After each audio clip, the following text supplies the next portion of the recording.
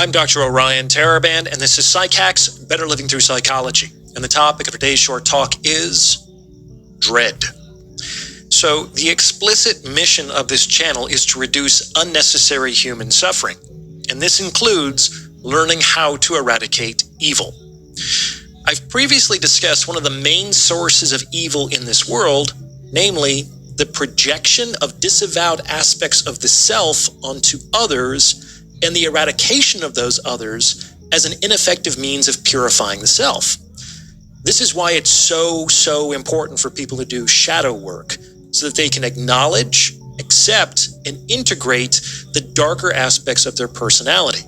When this occurs, there is no longer a need to project onto others, which cuts off a very common wellspring of evil in this world. Today, I'm going to be talking about another such wellspring. It's a bit more complex, but I think you'll find it very interesting. It has to do with dread. Let's get to it. So being cognizant of one's mortality is a real bitch. It's sort of like looking directly at the sun. No one can do it for very long. We all know, like intellectually know, that we're going to die, but no one should do that for any length of time at all. If you do that, you're going to go blind. But what I think Teraband is talking about here is something that I think Carl Jung spoke about.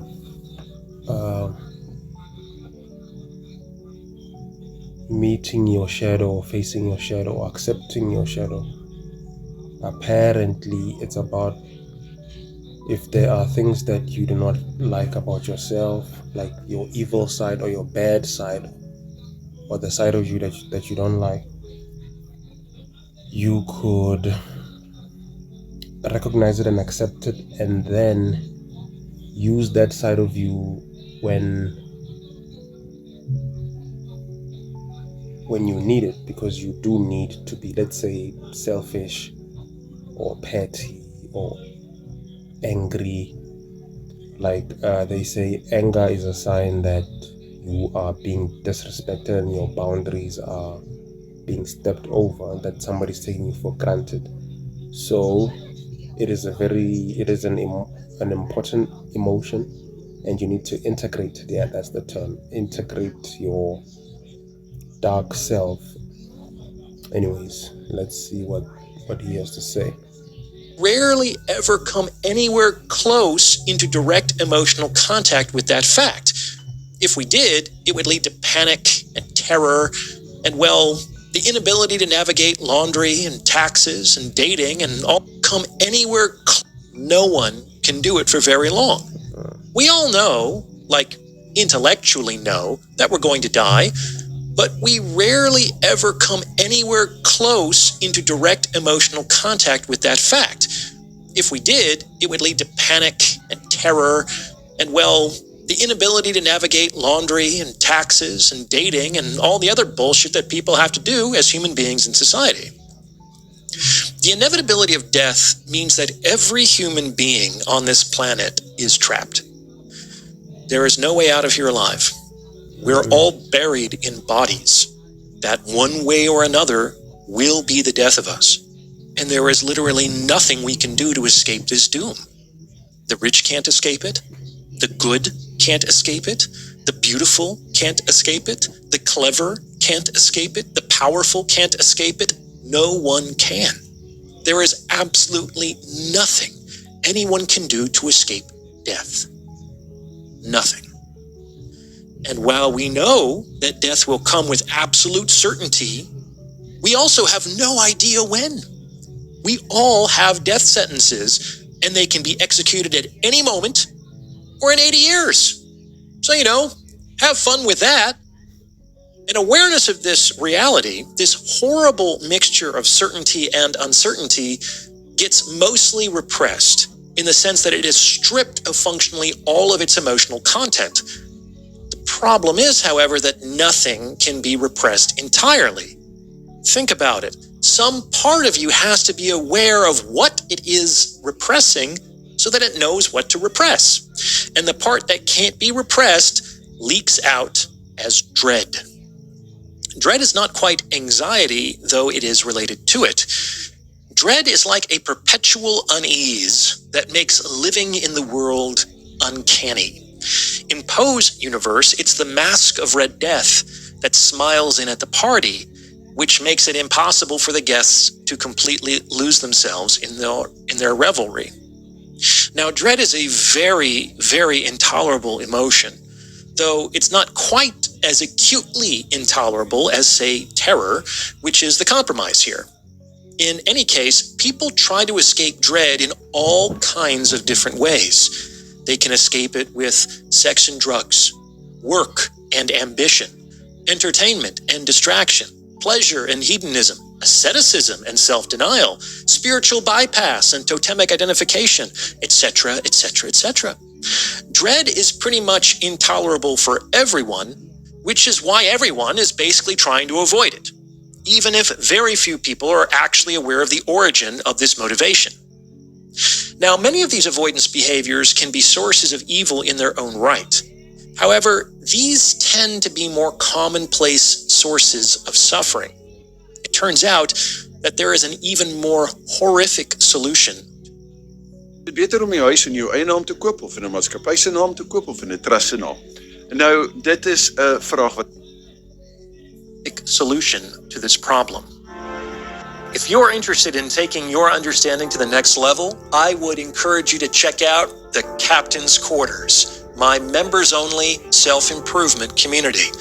Your monthly membership will get you access to a cadre of like-minded, supportive individuals, bi-monthly group consultation sessions hosted by yours truly, and exclusive content that you won't find anywhere else. Click the link in the description for more information. Hope to see you aboard. Before I tell you what it is, let me give you a comparable analogy. Have you ever had difficulty making a decision? You hesitate and procrastinate. You go back and forth, you think about it, you overthink about it, and you overthink about it again until finally you say, fuck it, I'm just gonna choose something because I can't take this anymore. Yep. And you impulsively take action, that is, you make a decision that is very unlikely to be your optimal choice because you just can't tolerate the stress of indecision any longer. Has that ever happened to you? That's called foreclosure, and it's something most of us have experienced at some point in our lives. Now, just like some people can't tolerate the stress of indecision, some people can't tolerate the strain of dread. They can't stand waiting for the axe to fall. The uncertainty kind of drives them crazy, and they say, fuck it, let's just make it happen. I can't take this anymore. I'm going to precipitate death. Either my own death or the death of the world, which put me in this untenable, unwinnable, inescapable situation.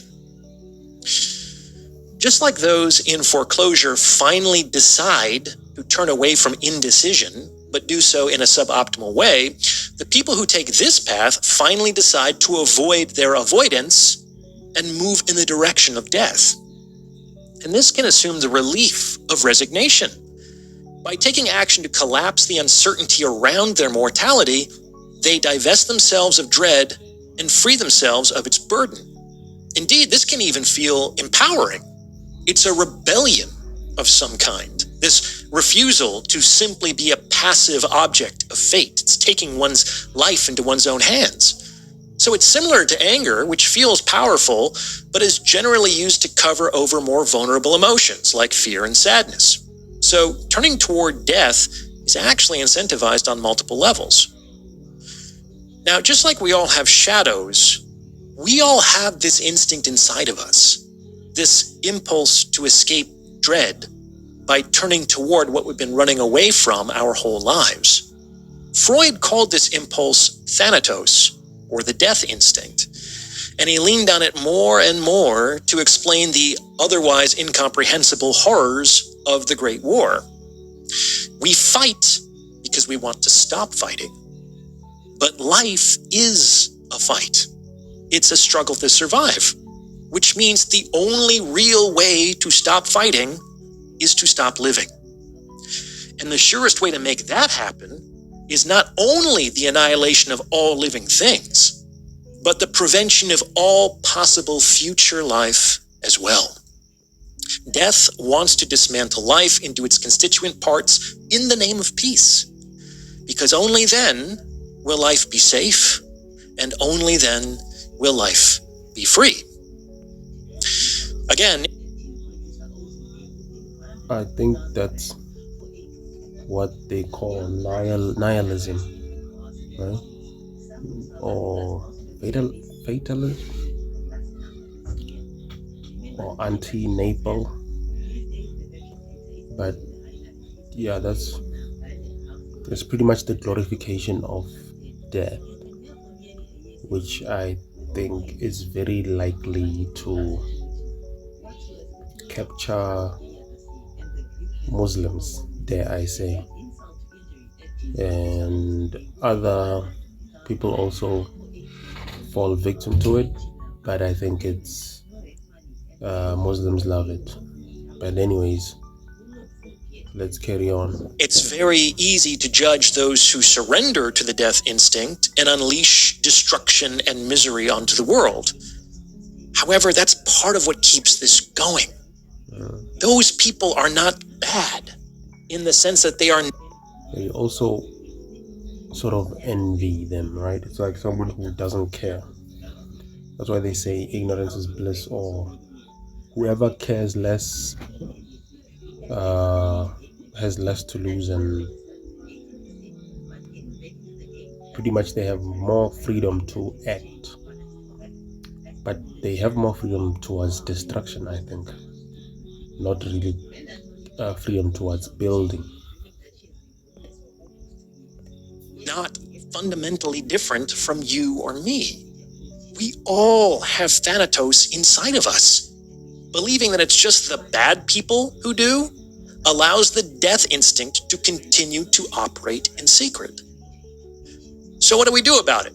Well, just like those committed to life and peace should undertake shadow work to integrate the unacceptable parts of themselves so they won't have to project them onto others, those who want to stand against annihilation should cultivate the courage to live in the shadow of death, with greater awareness and greater intention. For some, this will look like the practice of faith. For others, it will look like embracing the absurdity of existence. But for all, it will look like standing firm, refusing to run and refusing to surrender. It's not easy. But neither is living through the consequences of not doing so. What do you think? Does this fit with your own experience? Let me know in the comments below. And please, send this episode to... That's a very good one, Teraband. Yeah, it's not easy. It's like being fat.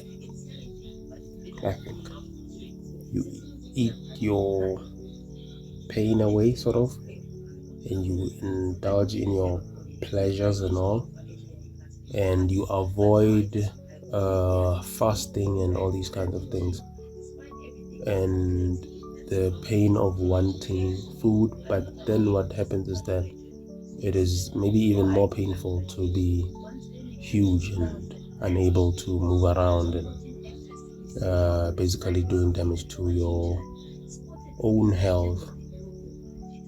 So, but yeah, that's what I think.